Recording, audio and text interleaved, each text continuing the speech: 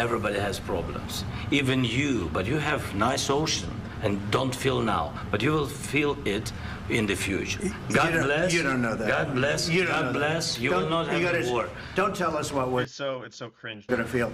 We're trying to solve a problem. Don't tell us what we're going to feel. I'm not Right. America's working on your behalf right now. Don't attack us. telling you. Because I'm you're in no answering on position this to question. dictate that. That's exactly Remember what this. you're doing. You're in no position to dictate what we're going to feel. We're going to feel very you will good. Feel influence. We're going to feel very good and very strong. You will feel influence. You're right now not in a very good position.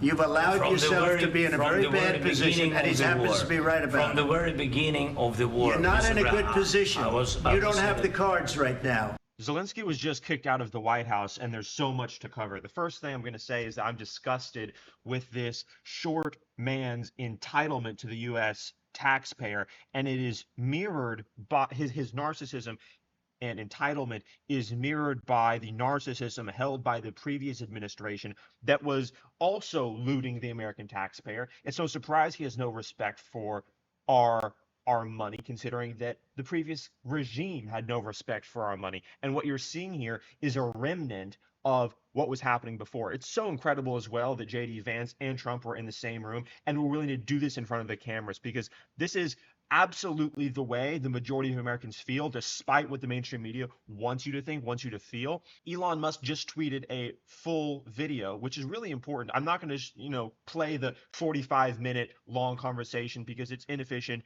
Instead, I'm going to show you the most important parts that I think reflect how we're winning so hard. But Zelensky was kicked out of the White House. I'm talking about the kind of diplomacy that's going to end the destruction of your country. Yes, but if you Mr. are not President, strong... Mr. President, with respect, I think it's disrespectful for you to come into the Oval Office and try to litigate. You can tell that this guy's not a sophisticated man, that this guy is not a serious person, and he's used to getting his way constantly as well, because everyone's just been, kissing the ground he walks on. But now that he's actually in a room, is that, by the way, a golden Trump?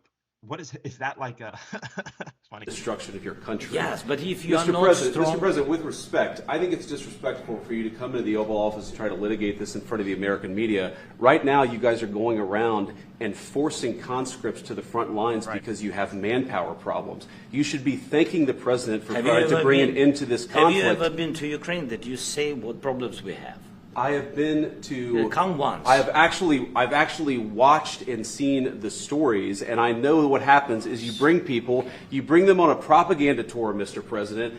Do you disagree that you've had problems bringing people into your military? We have problems. And do you think that it's respectful to come to the Oval Office of the United States of America and attack the administration that is trying to prevent the destruction of your country? A lot of questions. Let's start from the beginning. Sure. First of all, This is right here where it gets really off the rails and where Trump steps in as the alpha male, because he starts talking as if we're equals, like he is an American dignitary, which he is not. during the war, everybody has problems. Even you, but you have not. No, we don't have problems at all with Russia. This is completely you. We don't have problems with Russia. Nice ocean and don't feel now, but you will feel it in the future. God bless. That sounds like a threat. That sounds ridiculous. And it's coming from literally a weak guy talking to the most powerful nation on earth. It's completely absurd that he thinks it's okay to talk this way. You don't know that. God bless. You don't God know bless. that. You will not have a war. Don't tell us what we're going to feel.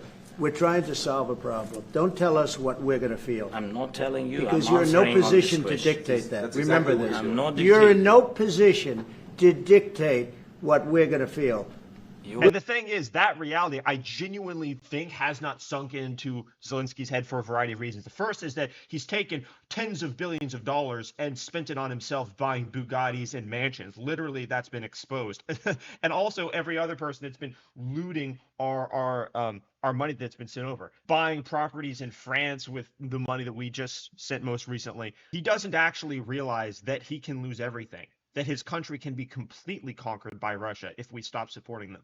It's over. I want to impress upon everyone, it's over for them if the United States doesn't hold their hand ending this conflict. So there is no world in which this conflict can continue, and that reality should have been impressed upon Zelensky from the start, except he was just getting blank checks and endless supplies of ammunition from the United States. We're going to feel very You will good. feel influence. We're going to feel very I'm good and telling very you. strong. It's so pathetic that a short man of a weak country is telling Donald Trump in the Oval Office that Americans are going to feel pain. Like, Trump will tell Americans what the threats are, not you. Will feel influence. You're right now not in a very good position. You've allowed yourself to be in a very bad position, and he happens to be right about it. From the very beginning of the war, you're not in a good position. I you don't have the cards right now. With us, you start having. You notice how Trump continues to reiterate this because Zelensky's talking as if he's on an equal level. He happens to be right about it. This is negotiation at a very high level. The thing is remember, Zelensky was an actor, comedian before this, and Trump was a billionaire executive. So they're not equal in terms of ability to negotiate whatsoever. And people forget this. Politicians don't know how to negotiate. They know how to get elected. That's what politicians are experts in, how to get elected. Except the American people have woken up and decided we're done with the inauthenticity. Anyway, Trump is much better at negotiating than Zelensky, and you can tell. From the very beginning of the war, you're not in a good position. So he basically has to keep reiterating this. It's the ABCs of business. It's like you negotiating a deal with a billionaire. Who has the leverage? Not you. You don't have the cards right now. With us, you start having cards. But right now, you don't. You're playing cards. You're playing cards. You're gambling with the lives of millions of people. You're gambling with world.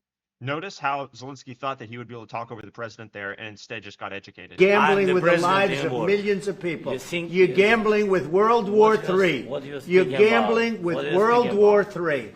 And what you're doing is very disrespectful to the country, this country. It's back to you. Far more than a lot of people said they should have. Have you said thank you once? A lot of times. No, in this even entire today. meeting, you said thank even you. Today. You went to Pennsylvania and campaigned for the opposition in October. Offer some words. This is not the behavior, body language, and words of a man who is grateful for help. It's the body language and words of a man who is entitled to endless. It's not even support. It's just. I mean, you're not a 51st state of the United States, and it's absurd. You're not even a part of NATO. Words of appreciation. And you're using words to threaten the United States, like. In the Oval Office, too, it's absurd. For the United States of America and the president who's trying to save your country. Right. So now I'm going to show you this video that Elon Musk literally posted like less than an hour ago. It's at almost 300,000 likes, which is crazy. Check this out. Scott, for Putin, it's very. We're going to watch this together. It's about 8 minutes. It's tough for me to make a deal with that kind of hate. He's got tremendous hatred. And I understand this thing over with. You see the hatred he's got for Putin. It's very tough for me to make a deal with that kind. Right, and that's understandable because they're literally at war, and you can't get more hatred for somebody than being at war with them.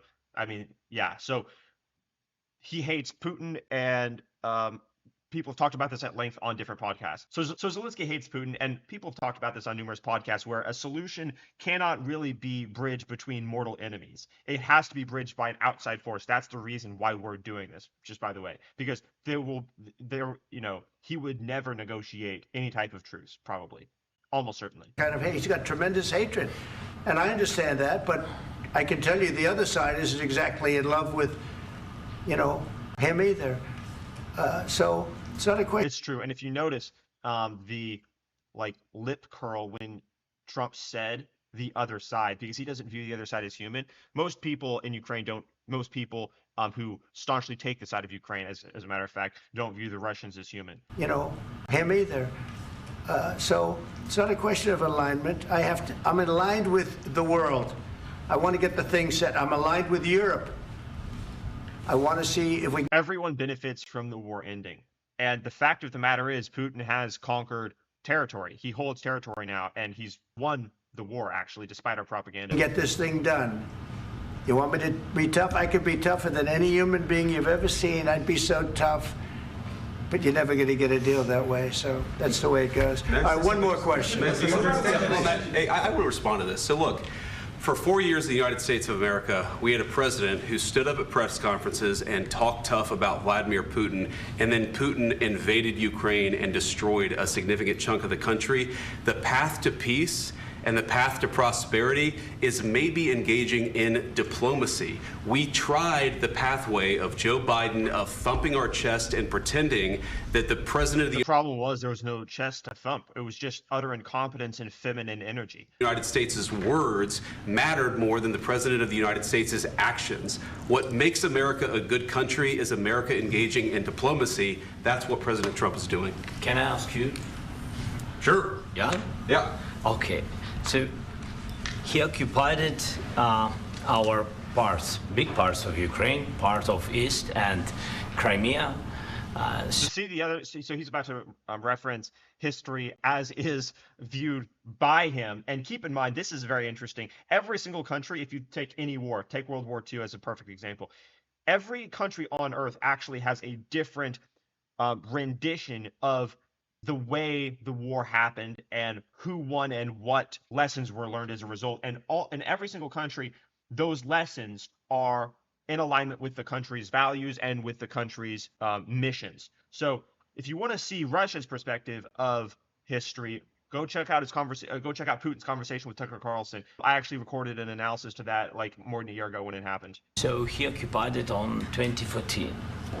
So during a lot of years, Crimea in 2014. I'm not speaking about just Biden, but those time was Obama, then President Obama, then President Trump, then President Biden, now the President Trump, and God bless, now President Trump will stop him. But during 2014, nobody stopped him. He just occupied and took.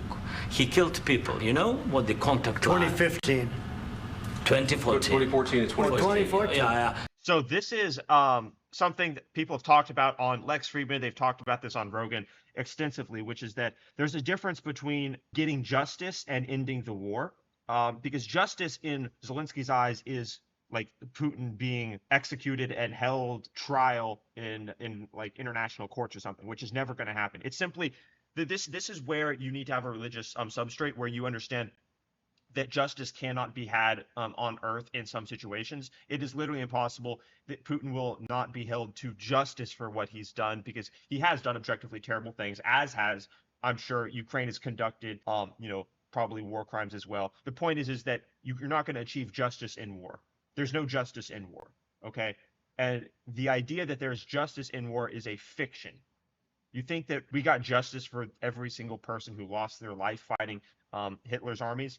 Of course not. No, we got it into the war and the right side won, but we didn't get like individual restitution for every single person. It just, didn't happen. So this is not the correct mindset that you have to have. Zelensky's mindset is not the mindset that will end the conflict, is the point I'm making. This is the reason why you have to have somebody who's strong and competent, like, a billionaire executive, to hold this negotiation. And frankly, Ukraine is so weak that it has to be a strong country. China obviously has no interest in doing it. We're the only ones that can do this. So I was not here. Yeah, but that's exactly right. Yes, but during 2014 till 2022, the situation the same. The people have been dying on the contact line.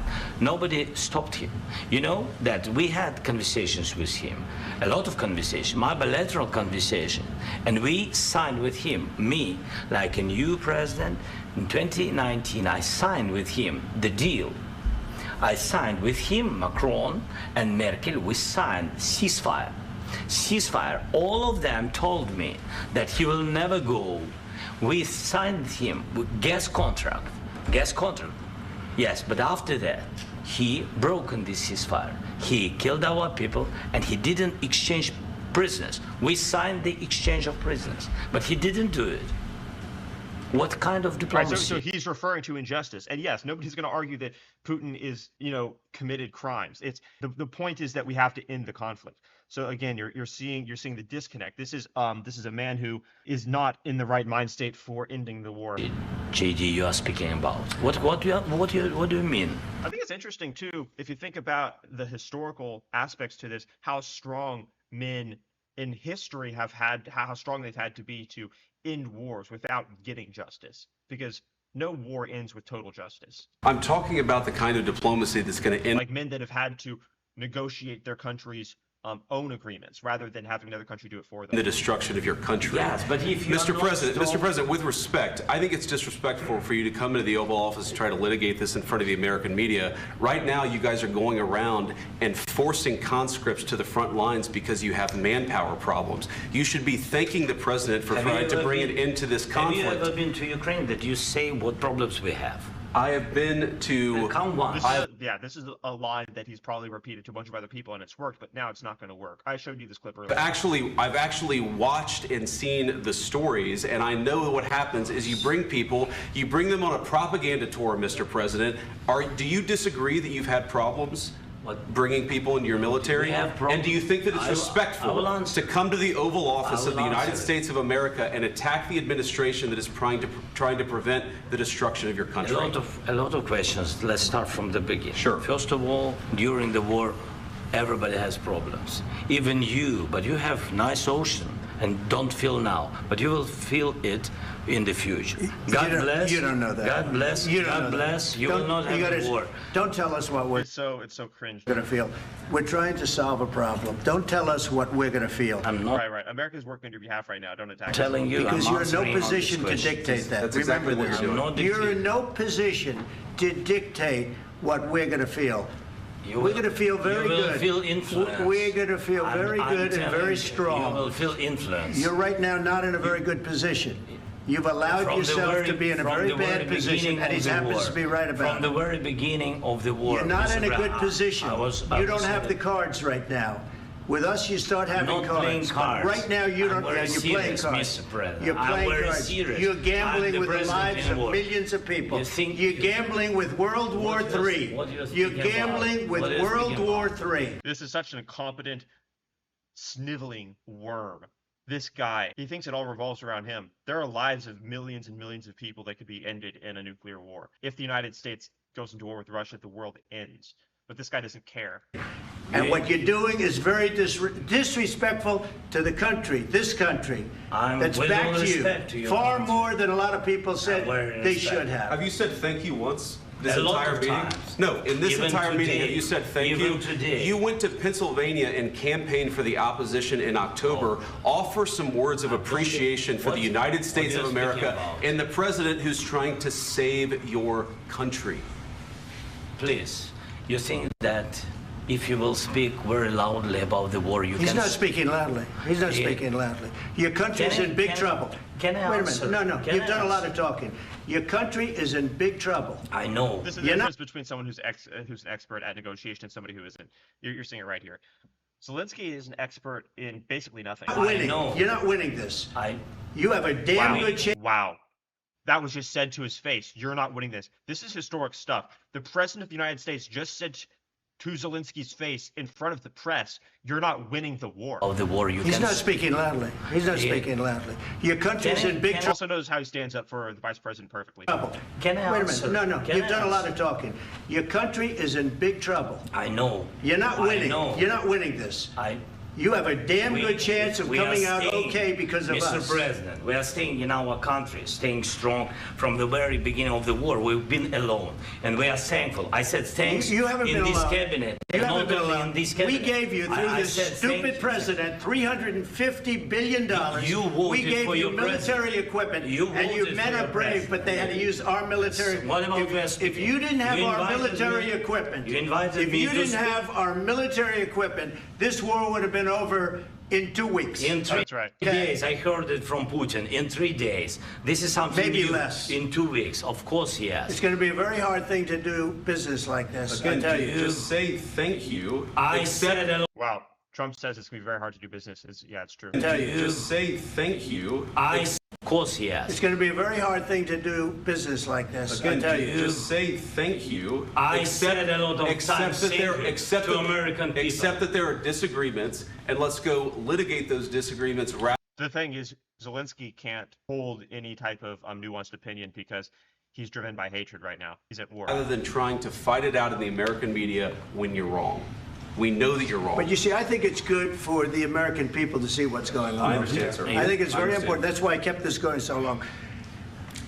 You have to be thankful. You don't have the I'm cards. thankful. You're buried there. You're People are dying. You're running low on soldiers. Listen, you're running low on soldiers. It would be a damn good thing. And then you tell us, I don't want a ceasefire. I don't want a ceasefire. I want to go and I want this. Look, if you could get a ceasefire right now, I tell you, you take it so the bullets stop flying and your men stop getting killed. Of course, we want to stop the war. But you're saying you don't want a ceasefire. But I said to you, I want a ceasefire. With guarantees. Because you'll get a ceasefire faster than an agreement. Ask our people about ceasefire, what they think. That wasn't with me. For you what that wasn't with me. That was with a guy named Biden, who was not a smart person. That was with Obama. It was your president. Excuse me. That was with Obama, who gave you sheets, and I gave you javelins. Yes. I gave you the javelins to take out all those tanks. Obama gave you sheets. In fact, the statement is Obama gave sheets and Trump gave javelins. You got to be more thankful, because let me tell you, you don't have the cards. With us, you have the card. Wow, this is really cool. This is really, really, really cool stuff. Excuse me. That was with Obama, who gave you sheets, and I gave you... Very rarely see Trump angry, genuinely angry. It's happened maybe 2 or 3 times ever on camera. Javelins. And here you see a little bit of it. I gave you the javelins to take out all those tanks. Obama gave you sheets. In fact, the statement is Obama gave sheets and Trump gave javelins. You got to be more thankful, because let me tell you, you don't have the cards. With us, you have the cards. But without us, you don't have any cards. One more question to Mr. Vice President. I'm sorry. It's going to be a tough deal to make, because the attitudes have to change. What if Russia breaks ceasefire? What if Russia... So this is obviously front and center, but I think the thing to take away from this is that Zelensky is ridden with the same narcissism that is in the left, because the left actually implanted it in the global ethos surrounding the entire war, which is the simple leftist dichotomy of one person's a victim, one person's a victimizer, the one-sided history, the insistence that any person who disagrees or questions any outcome that is different or divergent from Ukraine totally bringing Putin to justice and pushing back his armies completely and perfectly, and Russia's bad. Any person that says anything against that is automatically bad. And then you run into reality, and reality is this new administration, which the nation, voted in through historical margins. And all of a sudden, this narcissism of the left is facing, and what you're seeing right here, is facing actual real-world accountability, which is what the right is now. The right is the party of objective reality. It's the party of reason and rationality, logic. And also, there is the very contemptible weak man energy coming from Zelensky. It's quite pathetic, because what do you think you were brought here for?